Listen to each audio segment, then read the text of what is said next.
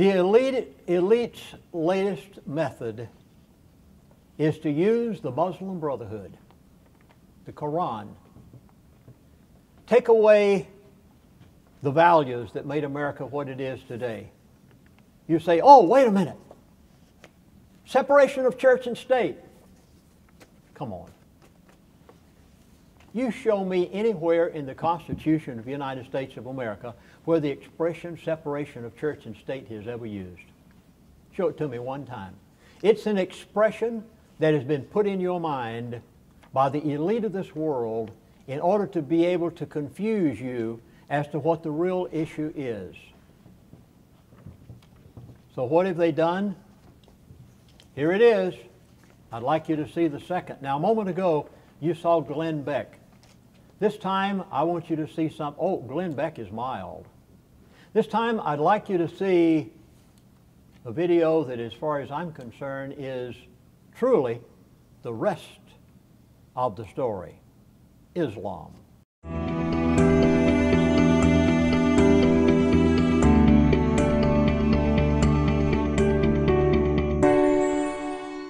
Hello, America.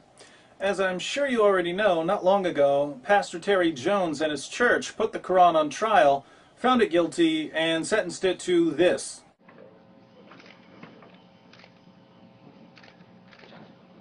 Now, I've said before that I'm against burning books and that I disagree with the actions of Pastor Jones, but that's the great thing about America. We're allowed to disagree. I can say, hey, Pastor Jones, I think book burning is backwards and barbaric. And he can say, too bad, these are desperate times. We're trying to make a point. The reason people can discuss their differences and not kill each other in the United States is that over the past 2 centuries, we've come to respect the free speech rights of all citizens. In countries that haven't learned to respect certain basic freedoms, disagreements often lead to violence and bloodshed, as you can see from the deadly protests in Afghanistan. This is why it's so disturbing that U.S. lawmakers are now apparently looking for ways to limit free speech about Islam. Senator Lindsey Graham recently said this. You know, I wish we could find some way to hold people accountable. Free speech is a great idea, but we're in a war. During World War II, you had limits on what you could say if it would inspire the enemy. Freedom of speech is a great idea, but not if it might lead to problems. As the mighty Patrick Henry said, give me liberty so long as it doesn't offend Muslims. Anytime we can push back here in America against actions like this that put our troops at risk, we ought to do it. The government needs to push back against free speech. Let me see if I've got this straight. The U.S. military and its allies are engaged in Operation Enduring Freedom in Afghanistan. One of the goals of this mission is to bring a lasting democracy to the Afghan people. Let's face it, we're trying to make Afghanistan more like the West, at least in terms of minority rights, women's rights, and so on. But according to Senator Graham, in order to make Afghanistan more like America, we have to make America more like Afghanistan. If we want to win Operation Enduring Freedom over there, we need to start Operation Enduring Sharia over here. Yes, if you want victory over the Taliban, just let the Taliban revise the Bill of Rights. Some people are worried that Senator Graham's plan, if successful, would be the beginning of Sharia in the United States. I hate to be the one to inform everyone, but we've already got Sharia in the United States. And no, I'm not talking about Dearborn, Michigan, where Judge Mark Summers and Judge Michael J. Callahan have ruled that police have probable cause to arrest a Christian, even if the Christian hasn't committed a crime and hasn't been accused of committing a crime. The Fourth Amendment no longer protects Christians from illegal search and seizure in the city of Dearborn. But right now I'm not talking about a single city. Sharia has already replaced part of the Bill of Rights of the U.S. Constitution. Sounds crazy, right? It would sound crazy to me too if I didn't know what I'm about to say. Let's look at a few video clips. Here's Secretary of State Hillary Clinton condemning Quran burning while speaking at a Muslim iftar dinner during Ramadan. I am heartened by the clear, unequivocal condemnation of this disrespectful, disgraceful act. According to President Obama, God is against burning the Quran, and if you pray about it, the angels will tell you. And he says he's praying on it. Yeah, I hope he listens to those better angels. A few days ago, General David Petraeus, commander of the U.S. forces in Afghanistan, condemned Pastor Jones for burning the Holy Quran. We condemn the action of an individual in the United States who burned a Holy Quran. That action was hateful, it was intolerant, and it was extremely disrespectful. So, there you have it, the official position of U.S. leaders on burning a religious text. My question for Secretary of State Clinton and President Obama and General Petraeus is this. Do you think Americans are so dull, ignorant, stupid, slow-witted, and scatterbrained that we forgot about this little incident? Bibles written in Pashto and Dari, the two most common Afghan languages. Bibles sent by a church to a U.S. soldier in Afghanistan. Bibles that were later burned by the U.S. government. Who burned the Bibles? A bunch of Muslim radicals? Burned by the U.S. government. Who? A toothless hillbilly straight out of Deliverance? Burned by the U.S. government. The U.S. government? The U.S. government. But I thought only racist, intolerant bigots burned holy books. That's what I've been repeatedly told by the same government that burned these Bibles. It was their best judgment at the time. The best way to deal with it was to destroy them. And I understand that they were burned. Why would the U.S. government burn Bibles? The leadership confiscated these Bibles so they could not be distributed here in Afghanistan. I don't get it. Wouldn't the Muslims of Afghanistan welcome Christian evangelists with open arms on account of Islam being so peaceful and such? A U.S. military spokesman tells CNN that kind of religious outreach could have provoked a violent backlash against Americans in this devoutly Muslim nation. Interesting. You don't burn the Quran, because if you do, Muslims might go on a killing spree. But you do burn the Bible, because if you don't, Muslims might go on a killing spree. Islam has a proud tradition of tolerance. But why burn the Bibles? The decision was made to throw the Bibles away, and in war zones, U.S. troops are required to burn their trash.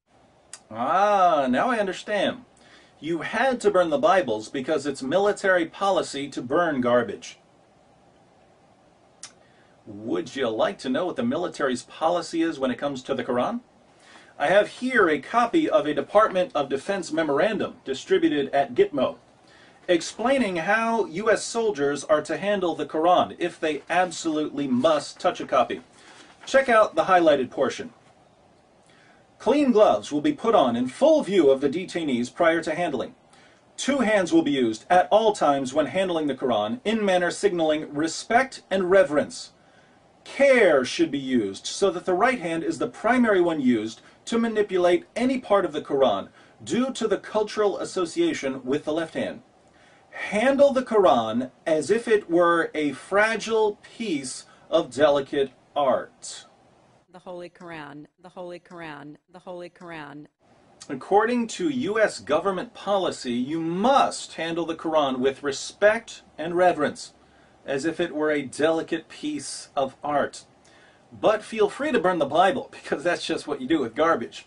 If you burn the Quran, the government will condemn your actions. If you burn the Bible, hey, had to be done. What's this mean? It means that the U.S. government has given the Quran a privileged status over all other books. They say it's wrong to burn religious texts, but their actions show they really only care about one religious text. This means, of course, that the government has violated the Establishment Clause of the First Amendment. They're giving a special position to the Holy Book of Islam. And what has replaced the Establishment Clause? How about Surah 9, verse 33? The Holy Quran teaches that it is He who has sent His messenger, Muhammad, with guidance and the religion of truth, Islam, to make it superior over all religions, even though the mushrikun, polytheists, pagans, idolaters, disbelievers in the oneness of Allah, hate it. If you have a Quran, you might want to read this verse in context. Verse 29 commands Muslims to fight those who do not believe in Allah. Verse 30 condemns Christians and Jews and calls for our destruction. Verse 31 claims that Christians and Jews have abandoned pure monotheism. Verse 32 says that unbelievers try in vain to put out Allah's light. And finally, verse 33 declares that Allah will make Islam superior to all other religions. So our leaders are giving Islam the special treatment it demands. A holy Quran, a holy Quran, a holy Quran. This is why, even though the vast majority of religiously motivated hate crimes in the U.S. are directed against Jews, we're having hearings on anti-Muslim bigotry. Why are Muslims more important than Jews? Surah 3, verse 110 says to Muslims, The Holy Quran tells us, "You are the best of peoples ever raised up for mankind." Muslims are the best people in the world. But who are the worst people in the world? Jews, Christians, and other non-Muslims. Surah 98, verse 6. as the Holy Quran tells us, Verily, those who disbelieve in the religion of Islam, the Quran, and Prophet Muhammad, from among the people of the Scripture, Jews and Christians, and al-mushrikun will abide in the fire of hell. They are the worst of creatures. We're the worst of creatures. Muslims are the best of peoples. That's what this book says, and it's obviously the official position of the U.S. government. Oh, I'm sorry. Should I be using my right hand, President Obama? I don't want the FBI kicking down my door. and I consider it part of my responsibility as President of the United States to fight against negative stereotypes of Islam wherever they appear. What Senator Graham is suggesting then isn't that we introduce Sharia into America. We've already done that. He's telling us we should find ways to expand the domain of Sharia. Come on, folks, it's already replaced part of the First Amendment. Why not finish the project and take out the free speech clause too? So, after fighting for our independence from Britain and vowing in the preamble of the Constitution that we would secure the blessings of liberty to ourselves and our posterity, after enduring a bloody war to end slavery and marching for women's rights, after defeating the Nazis and quarantining communism, America dies a quiet death under the knife of political correctness, leaving us with a strange, heterogeneous mixture of dwindling American greatness and Islamic supremacism. It's a brave new world, my friends. Welcome to Shariamerica, where becoming a dhimmi is a citizen's duty. Unless, of course, we decide to fight the power. In order to fight the power that be, fight the power. Fight the power. Fight the power! Fight the power! We've got to Fight the powers that be!